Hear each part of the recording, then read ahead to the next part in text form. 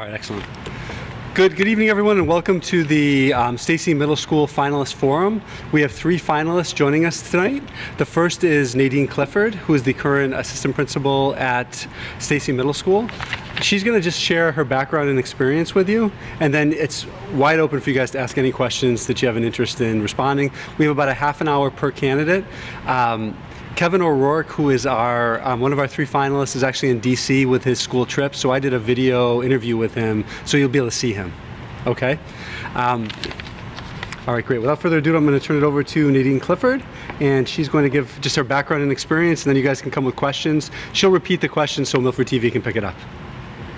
Okay, so my name is Nadine Clifford. I'm currently the assistant principal at Stacy Middle School. Prior to coming to Milford, I was a literacy instructor and special educator at the Uxbridge Public Schools.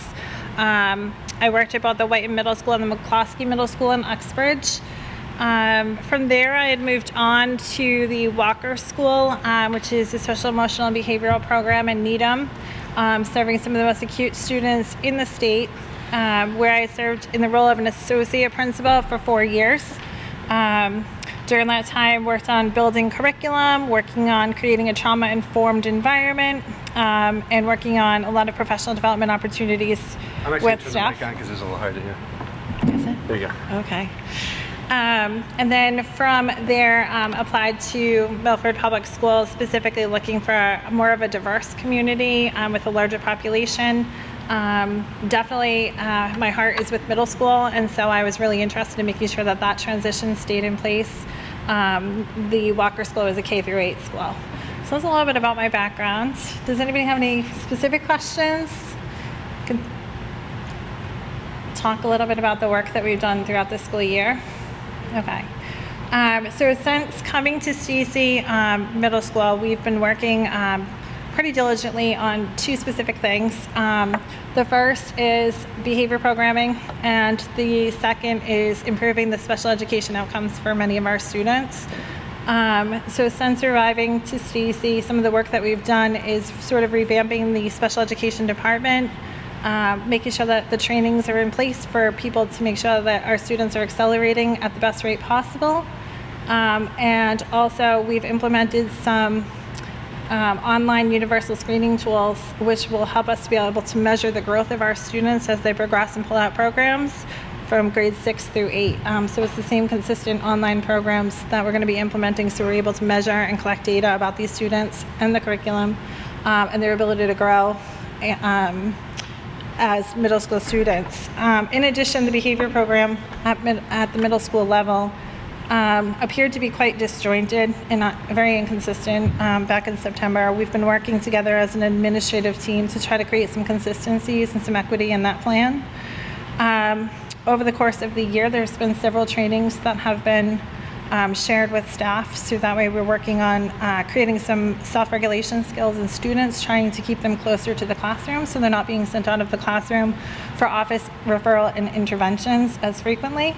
And then we're also working on building the toolboxes of our faculty, so that way the students are able to benefit within the classroom, and with the support of office staff, we're able to respond quickly and efficiently in trying to provide a variety of supports in the moment, which has decreased some of the referrals that we've had.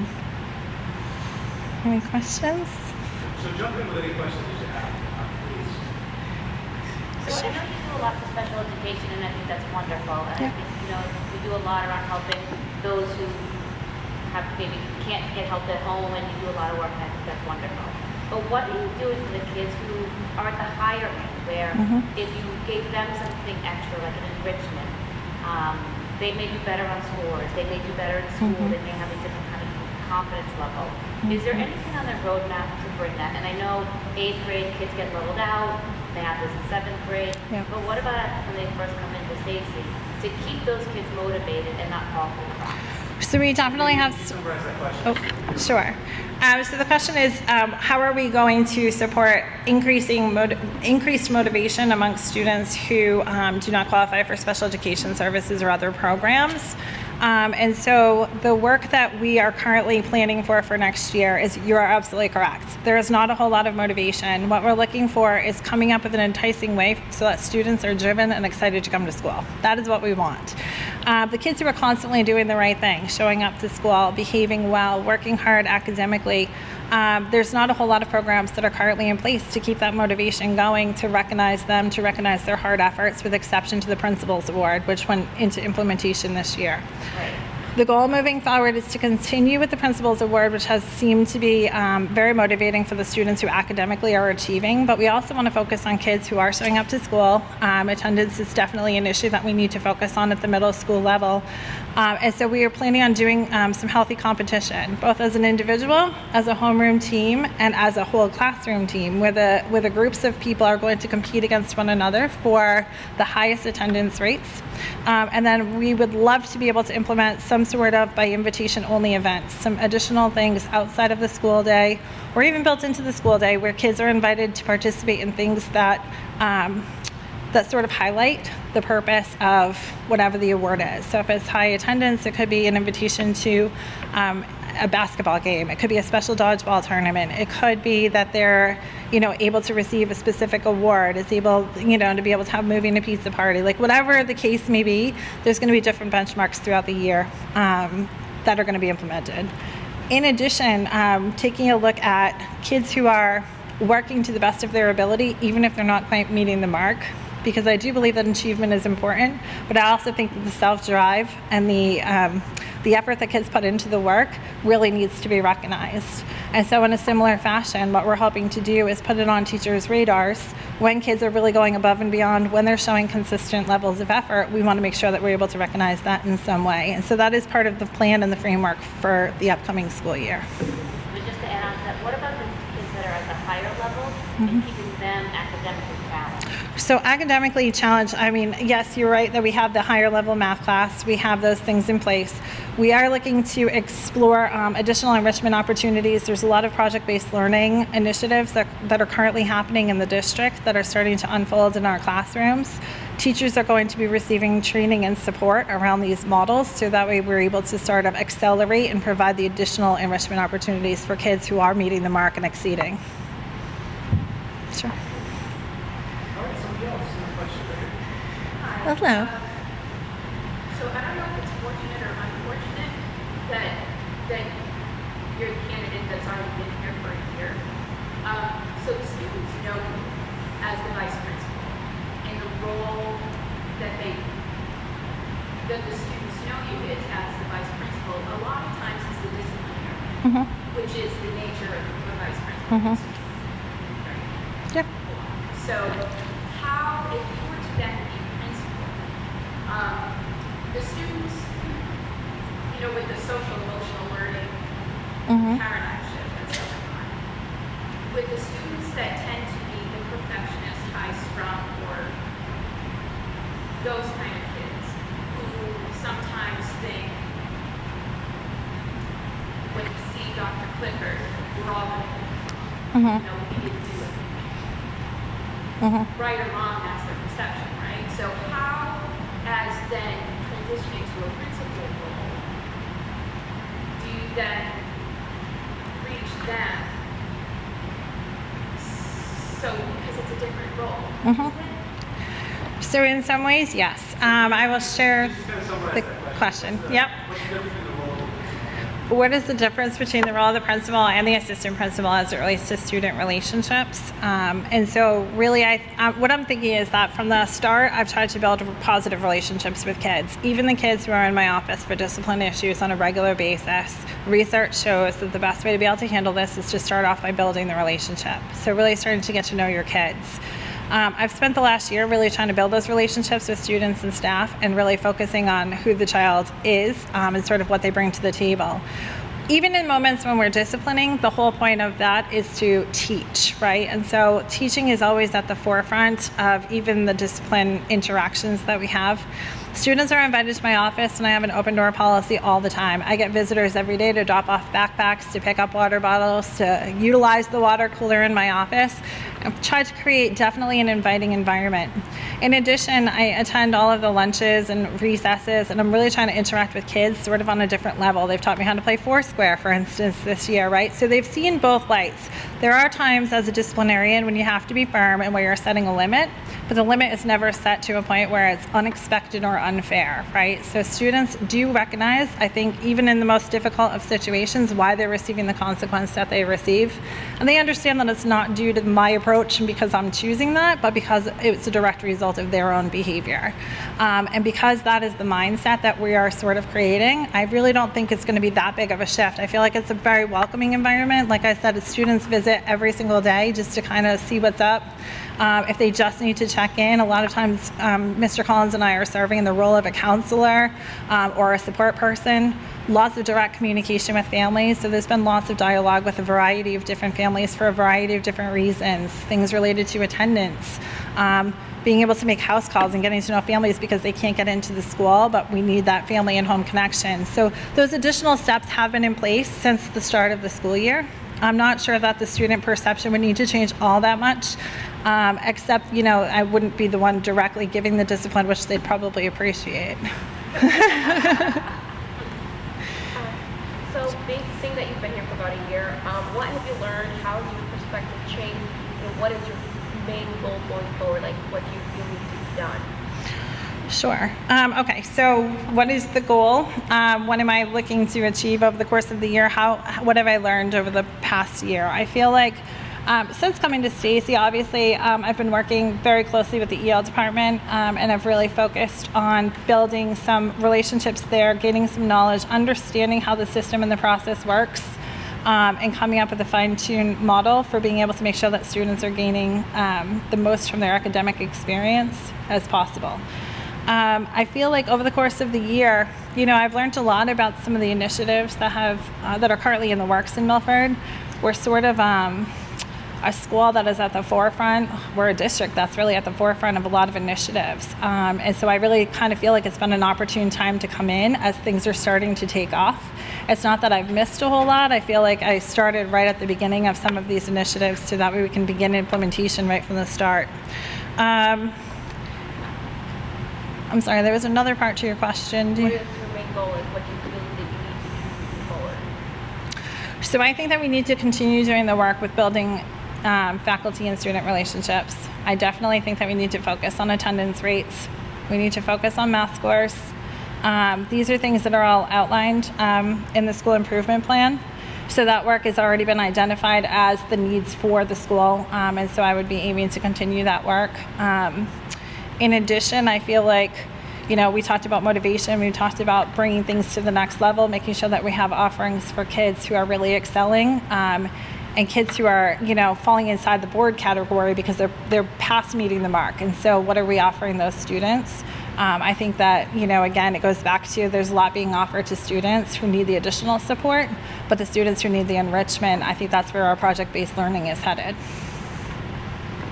What are some of the activities that are being put in place to increase in attendance and increase math scoring? Okay, so taking a look at math scores, we have hired another math teacher for the upcoming school year, which will help support a lot of the EL students' math literacy scores, as well as we've offered the Stacy Succeeds After School program over the past school year. That might be something that's offered again as an opportunity for students to spend an extra hour or two every week after school in practice for resolving their skills. We also offer math literacy as a course throughout the school day during a specials block. We've extended the amount of math literacy that's being offered. So at this point in time, we've only been offering it in 2-day increments. Over the next school year, it'll be offered as 6-day, 4-day, or 2-day increments, depending on the needs of students. We would like to think about attendance rates. There's been a lot of family reach out, a lot of communication around the need for attendance. The letters have gone out. There's been some court involvement in some cases, so we have pushed to make sure that kids are getting to school. Our school resource officer has been an excellent resource. Mr. Collins, myself, the school resource officer, even guidance counselors and adjustment counselors are making home visits when we can't get a hold of families for prolonged periods of time to make sure that all kids are accounted for and that if they're available, they're coming to school. Making sure that we are being flexible. So there are some students who can't show up right at the mark, so we're extending the school day. And so they're still getting their 6.5 hours of instruction. It's just looking a little bit different. It's not your typical school day. So there's a lot of things that are currently in place to make sure kids are coming. It has taken the full school year to be able to get to this point, and so we're hoping that being able to start strong at the start of the next school year will have a direct impact on student attendance rates. So there was an increase in attendance from the beginning of September to now. Have you guys seen that? So we, Those programs in place? as we've been adding in the programs, we've noticed an improvement. If you look at the whole school year, there's a significant number, which shows that we have an ongoing problem. When we've implemented a strategy, we've seen a direct improvement. So we're hoping that now that all these things are in place, we're able to jump right in next year and see the overall increase. Hello. So, as a parent of a child in 504, I have a student who uses the ability to accommodate it. So, I'm just wondering if your approach to 504s and will you be involved directly or will you delegate it to the team or the department or how that would? Okay, so the question is about 504s and making sure that students who are on 504 plans are receiving the services that are necessary for them to be successful in the school environment. So over the past school year, I've been directly involved in the 504 meetings, as well as all IEP meetings, sort of as overseeing that department. Moving forward, I guess I would serve in the capacity of being a support person to make sure that if there are limitations that people feel like are preventing a student from being successful within that environment, that conversations need to take place to see if we're able to make adjustments to make those accommodations. We've really taken a lot of steps this year to really think outside of the box and go beyond the traditional what has been acceptable versus what's not acceptable at Stacy Middle School. I really have pushed past some of those barriers to really understanding, what it is that a student needs and how we can best serve them within the school environment. It's not 100%. There's some kids here who can't be served here because of the resources or because of the layout of the school. Those types of things I can't do a lot with. But when it talks about human resources, when it talks about paper resources, when it talks about making accommodation, we've had kids who need excessive movement breaks. We have a weight room. We have all of these things that were going unused. Over the course of the year, we've built some of those things into the plans, and that has been enough to be able to reach levels of achievement. In addition, there were a significant number of students with social skills and executive functioning deficits, and there was no program in place to meet their needs. Stacy Middle School had several kids on the roster for considering to move out of district, specifically as it relates to those two skills. In response to that, Stacy Middle School has implemented a pilot program for this school year, and it's becoming part of the daily schedule for next year, where there is a social skills and executive functioning group that is being taught by special educators, speech pathologists, behaviorists for the school, as well as the adjustment counselors. So all of those people have worked together to utilize Michelle Garcia Winter's social thinking curriculum, as well as their combined knowledge of what students need to executively function in the middle school classroom, and have put together that curriculum that we've been piloting since the beginning of February. That's been very successful. Sure. How do you plan on handling the influx of children that have been getting in lately? Because I know the school system has been bombarded with new students coming in, especially with the ELL. And then, as a second part of the question is, what do you feel is your biggest obstacle transitioning from assistant principal to principal, and what's your greatest strength? Okay, so the first part of the question is, how are we going to manage the increase of student population that we have seen over the past school year? So you're right, we have received approximately 100 new students since the start of the school year. And space was already limited, right, when I started. So I think one of the steps that the school is going to have to go in is rethinking the schedule and really taking a look at how we can align the bell schedule so that way every class is happening at the same time, which will then free up full-size classrooms. So currently, there's up to 16 students being taught inside of a half-size classroom, which does not give a whole lot of space or opportunity for collaborative work or even independent work, to be honest with you. Sometimes it's like a very tight space. By making a schedule change, we should be able to free up some classrooms at the same time, so the teacher would sort of rotate every 2 periods to a different classroom where she could store or he could store the resources, but have a full-size classroom in which kids can sort of mobilize. That's one way that we're going to handle the influx of additional students. In addition to that, we're talking about making sure that there are certain programs and steps in place for welcoming new families. I think it's a step that we're currently missing when kids are trying to integrate and they're trying to be part of the actual Stacy Middle School community. They get to know one another because there's a cohort of people who travel with each other throughout the day. But then you immerse them inside of the whole Stacy Middle School population in places like the cafeteria or in places like there could be a specific math class where they don't know anyone. There's people who don't know anyone, and we're expecting them to just become part of the culture. So I think that there needs to be more work related to the social skills, and that sort of would expand to make sure that our teachers are being trained to be able to support student learners, regardless of background or history, so that they can all be successful parts of the Stacy Middle School culture. And then the second question was? The biggest obstacle from going from assistant principal to principal and your biggest strength?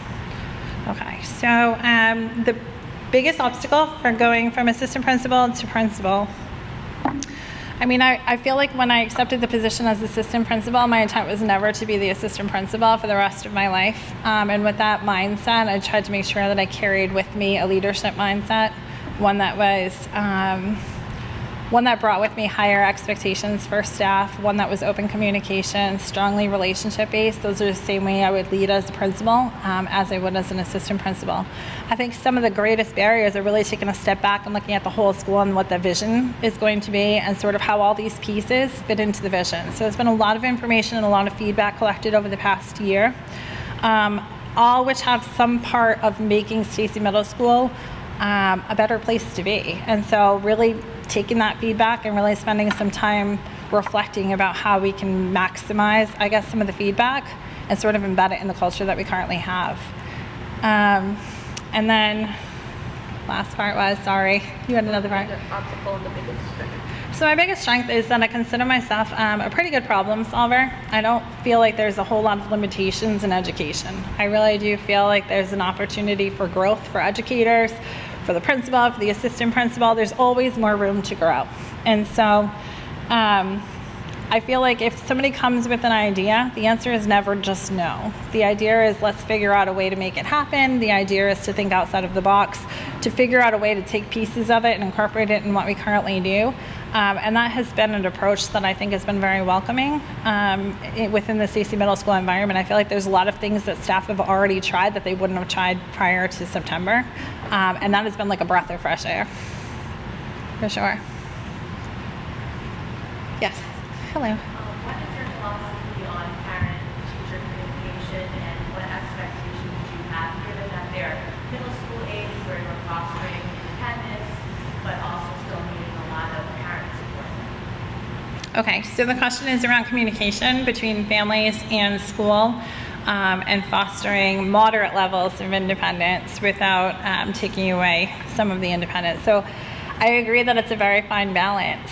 We want kids to be able to maximize their potential, and the goal is really independence. And so I do believe in strong teacher and home communication. I do believe that right from the start of the school year, there should be practices in place for making sure that parents are aware of what's expected of children, and that ongoing communication is absolutely necessary for the success of middle school students. I also agree that by the end of the year, there should be some level of increased accountability amongst students. And that oftentimes will happen sort of by communication behind the scenes. I've mostly worked with parents as it relates to students who are not quite meeting the mark this year. And so communication has really been very important. Primarily, picking up the phone and having a conversation, setting up team meetings, I know that Stacy Middle School does a good job about setting up team meetings, but we've also been trying to embed those phone calls when kids are doing a really nice job. We're trying to increase the communication there as well. Communication is absolutely important. We know that it is. I think that, you know, when you're working with 1,100 kids, sometimes it's really hard to make sure that you're constantly reaching out to homes. And so a lot of our teams have come up with alternative methods of communication to make sure that they can do it more frequently. They've set up websites. They've worked on downloading apps, Remind Me apps. And so some of the teams have found a lot of success with that. But nothing beats picking up the phone and having a conversation when there's a concern.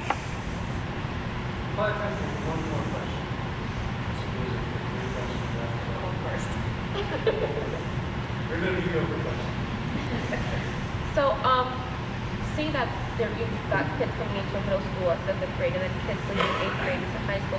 How do you feel that you balance that culture between kids coming in, kids coming out, and making sure that the kids leaving 8th grade coming to the high school and it's not overwhelming and also creates future better chances for students in the high school?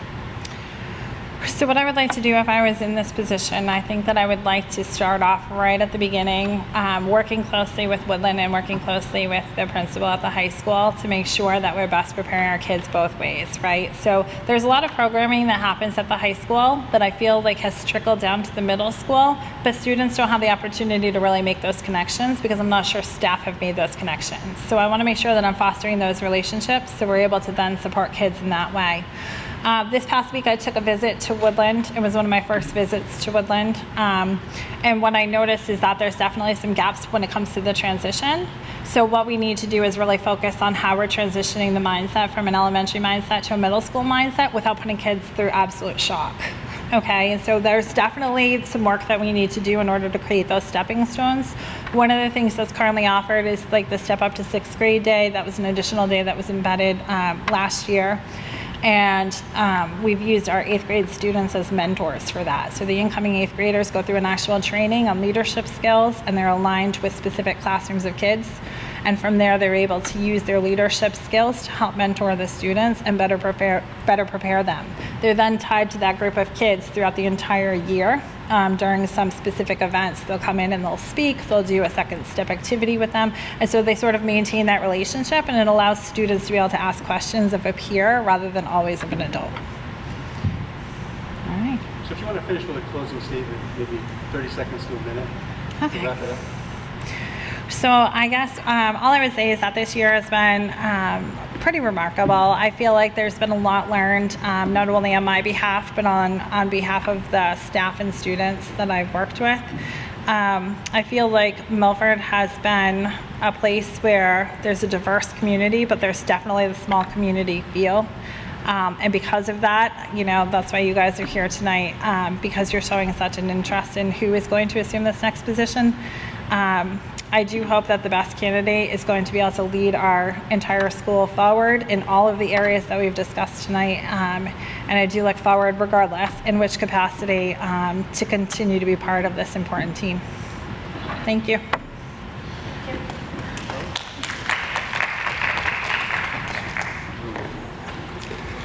All right, so it's my pleasure to introduce our final candidate. His name is Tahan Ross. Tahan comes to us from the Washington, D.C. Public Schools. He's going to share his background and experience. And Tahan, if you can just, again, repeat the question just for the television. Yes. All right, perfect. Thank you.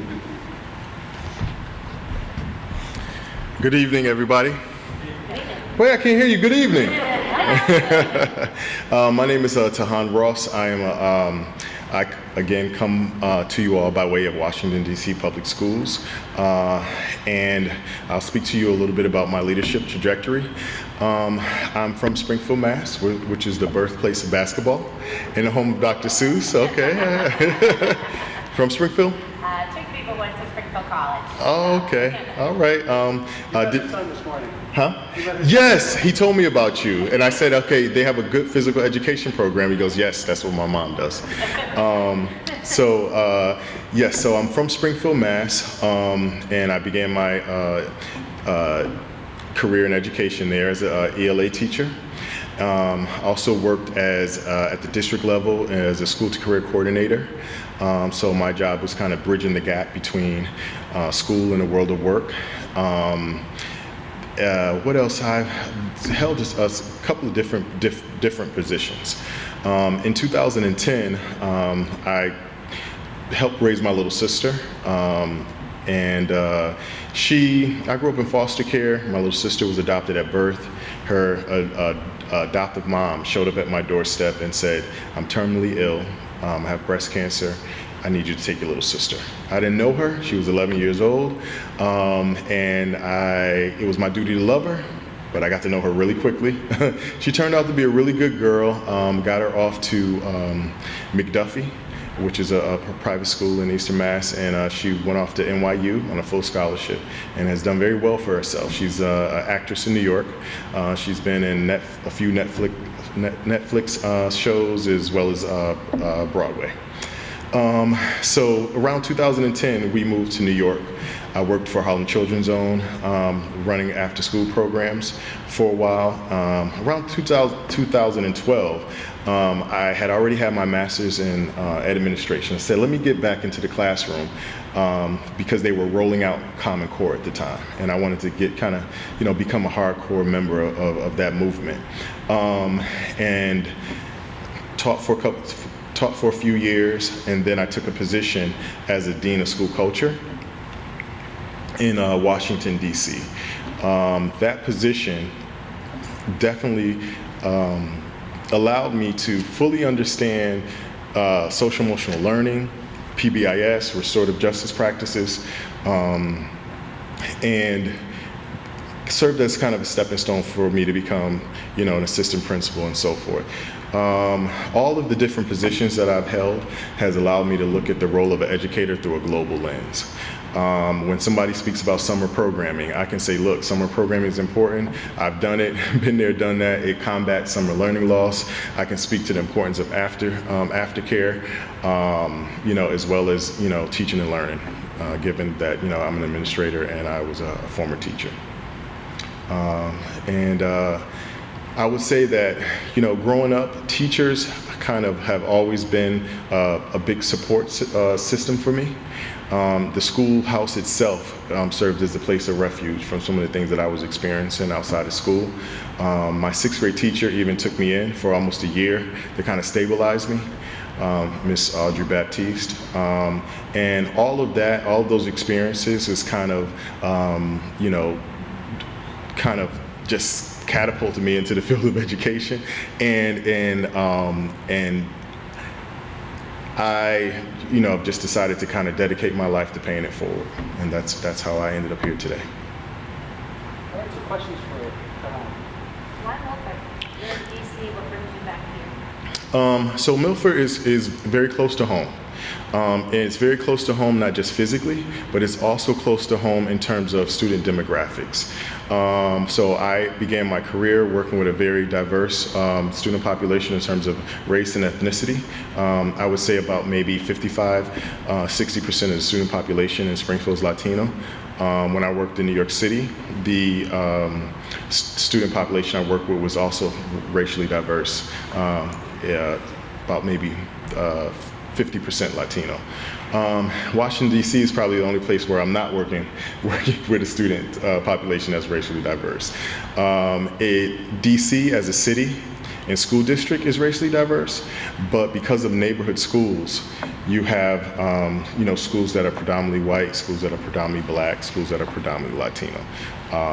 So for that reason, Milton, this is kind of more close to home. It's more close to what I know as an educator. any questions?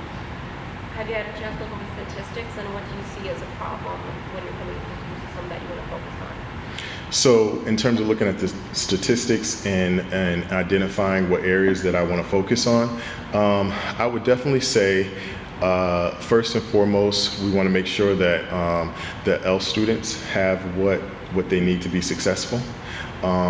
Everything from making sure that all teachers across disciplines are up to date with L strategies and they're incorporating them into their instruction. as well as, doing a lot of parent outreach to some of the L population, making, letting them know that the school is a community hub, and that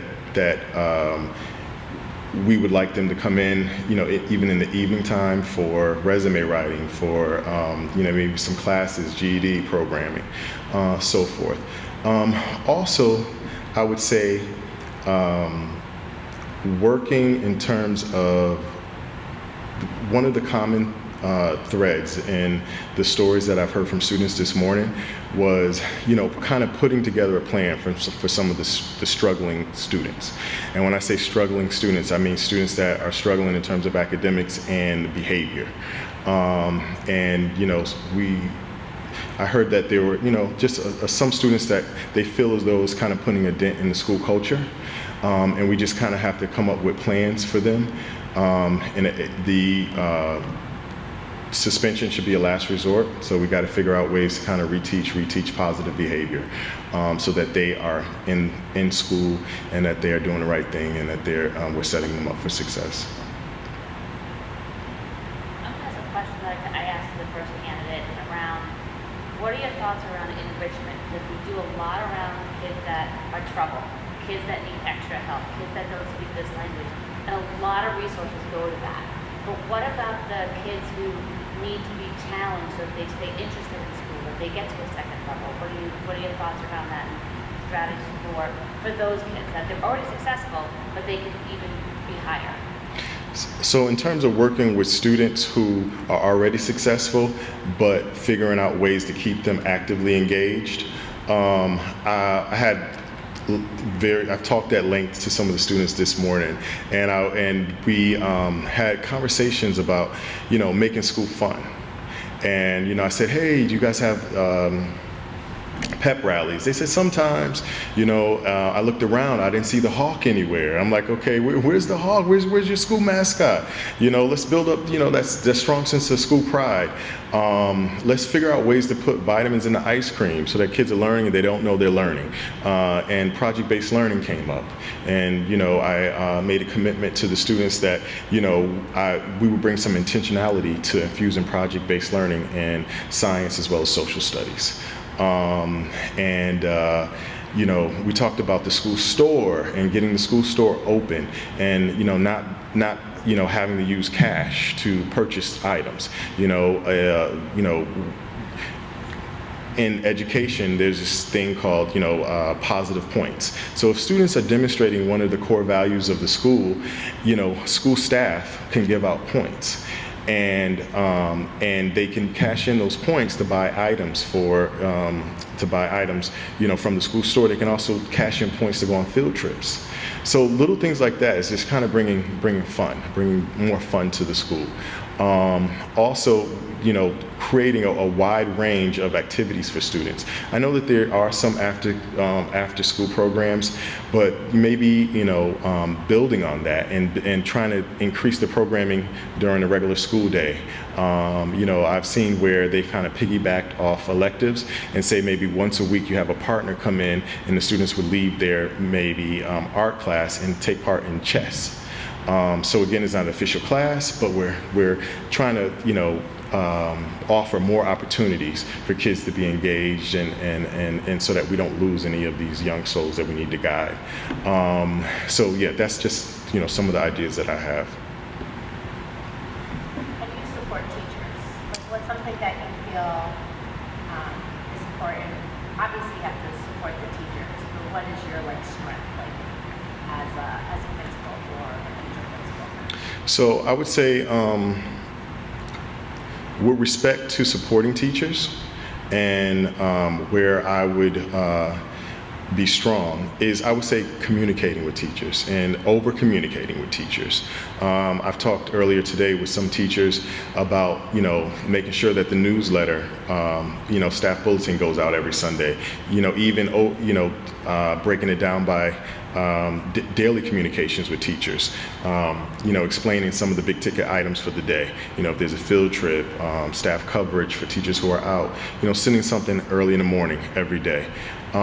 We talked about staff meetings, what staff meetings will look like.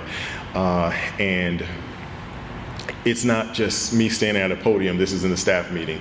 You know, having the co-facilitating with teachers, and even maybe, you know, letting the teachers facilitate the staff meeting, which is full of interactive activities, and some professional development, job-embedded professional development, as well as external professional development. And those are, I guess, you know, in a nutshell, some of the ways that I would kind of support teachers. What's really important is that you got to hold teachers to really high expectations and standards, but still take care of them. And when I say take care of them, that's, you know, building relationships with them, making them feel supported in whatever they have going on, whether it's instruction, whether it's the school culture initiative, and as well as providing them, you know, with, I think I said professional development and making them feel supported, and also kind of nurturing some teacher leaders in the building.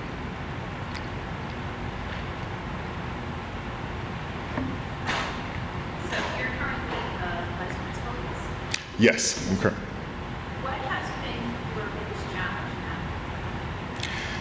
now? I would say that with each position in education, each position that I've had has allowed me to have a greater impact on student achievement. If you think about it, it kind of graduates. Teachers, for the most part, have a great impact on the students that are within their four walls in their classroom. Assistant principal, you have a great impact on your grade level and/or the content area. So I would say that one of the biggest challenges was I'm a person who's full of big ideas. And quite often, as an assistant principal, I will try to implement the ideas that I know are good for students school-wide. And I kind of, run into a couple of hiccups in a row because, wait a minute, you're the sixth grade administrator. You're the administrator that's over social studies and ELA. So, I would say that, in terms of trying to implement my vision school-wide has been a challenge. So quite often I have to kind of message it through the principal and say, you know what, for instance, this past year, I fielded a lot of questions from parents who said, oh, you guys aren't giving out homework. My kid says he never have homework. So I created a homework log, and I said, you know what, I started with my sixth graders, and then, we did it for the balance of the other grades. But again, I don't oversee the other grades, so I had to kind of talk to my principal, make sure we message it out as a school-wide initiative. But again, I'm a visionary, I have big ideas, but it's great to have everybody at my, it's great to work with all constituencies in the building as my thought partners to help kind of convert some of these ideas into reality. So you're not in the Milton school. There's another candidate that's already in the school, and I know you asked this of the other candidate. What does your 30, 60, 90-day plan look like? You get offered, you accept the position. What happens day one in the next 90 days? Can you repeat that question just so? Yes. So as an external candidate, what would my 30 or... Their 30, 60, 90-day plan be, to get acclimated, understand what happened, where you want to make a change? What does that plan look like to you? First and foremost, based on some of the feedback that I've received from staff and students and parents, one would be implementing a strong PBIS program,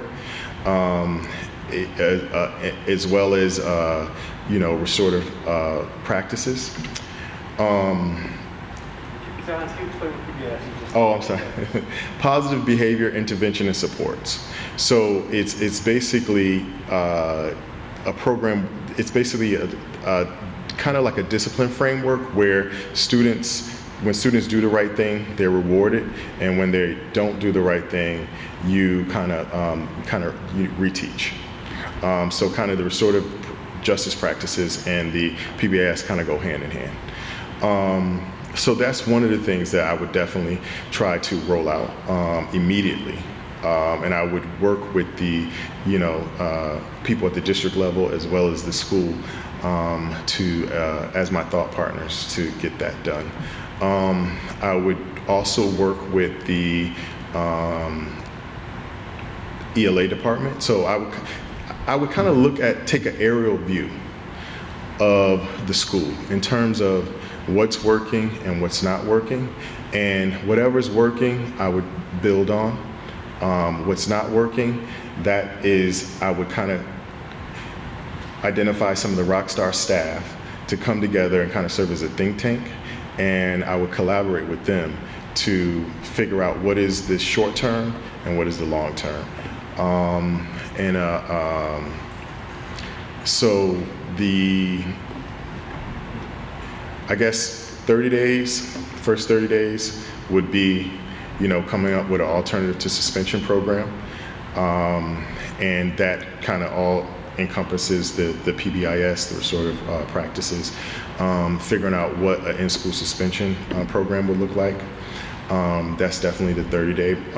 And then the 60-day would be kind of some of the other stuff that we talked about in terms of, making sure that project-based learning rolls out, making sure that we have student choice, more student choice in terms of activities,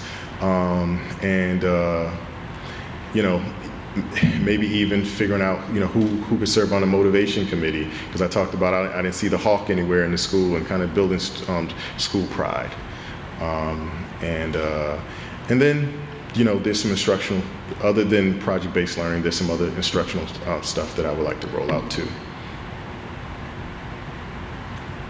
What do you feel would be the learning curve between coming in to a new school system, also having new staff coming in, and having new students coming in influx that we're having? How do you feel you're going to handle that? I would say I was about to read. The learning curve for dealing with the influx of new students, I would say that I would definitely work with the L coordinator, and to make sure that we were doing everything possible to make sure that the students made a smooth transition to the school. Also, build a bridge between the school and the parents of those students. So that means everything from, making sure that they have a library card and they're receiving some, additional supports there that the library offers. There are just kind of a number of supports that I would try to put in place for those students. And I would, again, work closely with the parents to make sure that that partnership is strong.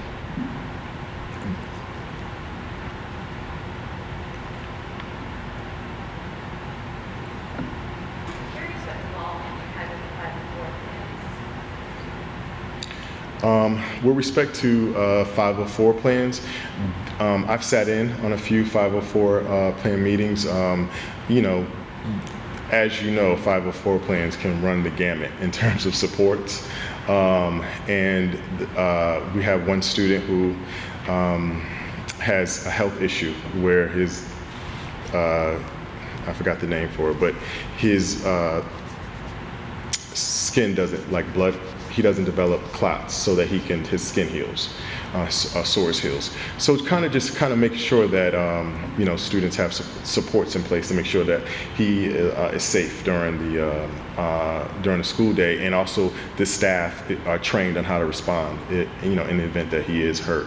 Everything from making sure that a student gets movement breaks, and that they have their medication and their services in place for them. If you aren't able, if the school isn't able to accommodate 504, how would you make sure that they get the education that they need and deserve? So in terms of a student, in terms of the school not being able to accommodate a student with a 504, we would definitely kind of seek outside services. And I would work with the district level personnel to ensure that that happens. You got a question? We have a phenomenal coming from going from 5th to 6th grade. Woodland is brand new, beautiful. They've started wonderful initiatives. They're like, the children are coming from a really good standpoint, coming into this new environment. And then conversely, going from Stacy to the high school, we lose a lot of our top students to BBT and other private schools, other school choice situations. What kind of plan do you have in your head or in your 1 year, 5 year, whatever, to strengthen your bond or the school's bond with the initiatives Woodland is already doing and being successful with, and helping our children to stay on track to stay with Milford instead of our best and brightest going elsewhere because they don't feel Milford high is the best choice for them. So let me try to repeat that. That's 2 ends of the point because your dead center in the middle of our other 2 biggest programs. Yes. So what would I do to ensure kind of a smooth transition from elementary to middle and from middle to high school, namely Woodland High School? And how do we kind of retain some of our students during that transition from 8th grade to 9th grade? One of the things that definitely needs to take place between the first and foremost, let me just say, middle school, I love middle school because middle school is that awkward moment in a student's life where everything is so overwhelming. They're trying to find their identity. They're trying to find their purpose. And if we don't nurture those young souls during that time period, they may go off on the wrong tracks. They may take a wrong turn. So in terms of the transition from elementary to middle, we probably I would definitely work with the 6th grade team to make sure that we had like a program in place that addressed some of those needs of 6th graders in terms of them being organized, maintaining a binder, taking notes in class, writing down their homework and maybe getting a parent to sign off on it, in the homework logs that I talked about earlier. But we definitely need to make sure that they're organized. We need to make sure that they have an advisory program that addresses the needs of 6th graders, in terms of their social emotional needs. It would definitely take a collaborative effort between all 3 principals, so that that would definitely mean like a cross-functional conference call, cross-functional meeting to kind of address the transition. If that means having some of the 6th grade team go over to the elementary school, conduct learning walks, meet with the staff to figure out what are some of the major challenges for the 5th grade graders currently in 5th grade, so that we can address them in 6th grade. Same thing holds true for 8th grade and 9th grade. Making sure that we kind of have a smooth transition. When kids transition to 9th grade, nationally, they struggle and they fail classes, and it's hard to keep them on track academically.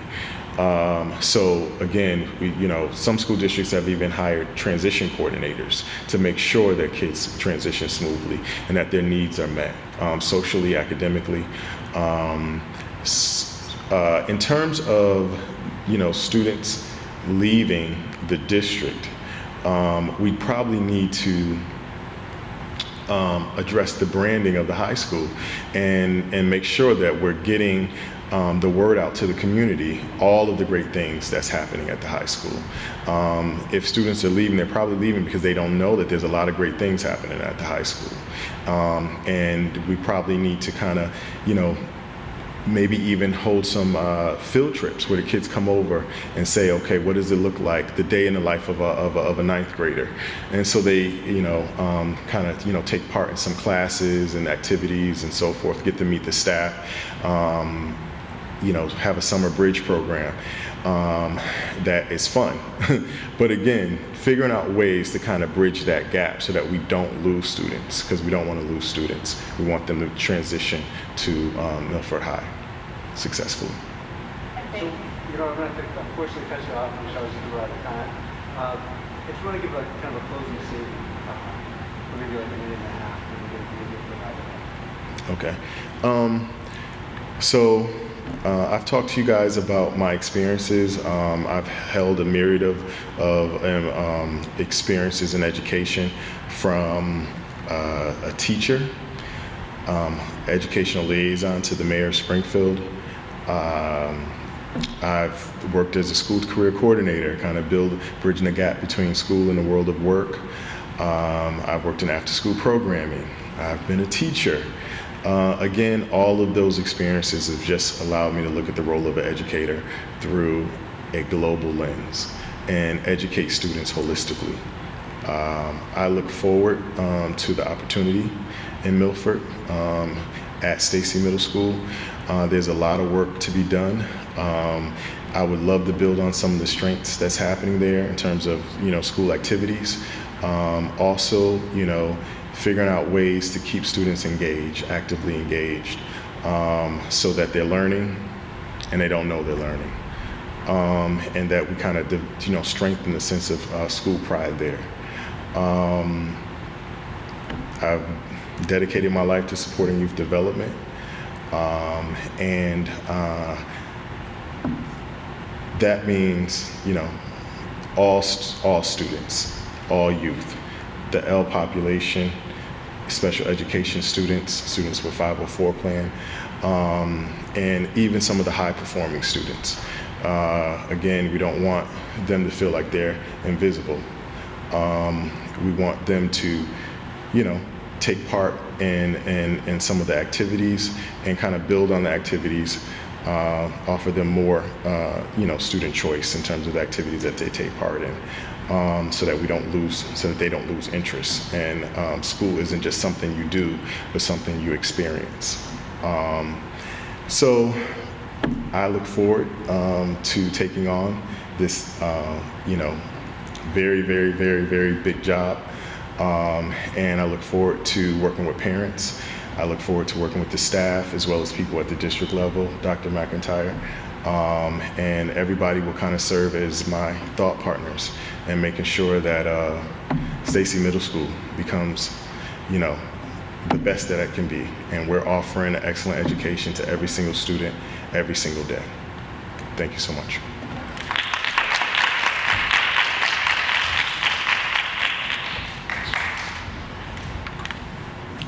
So that concludes our event for the evening. Thank you very much.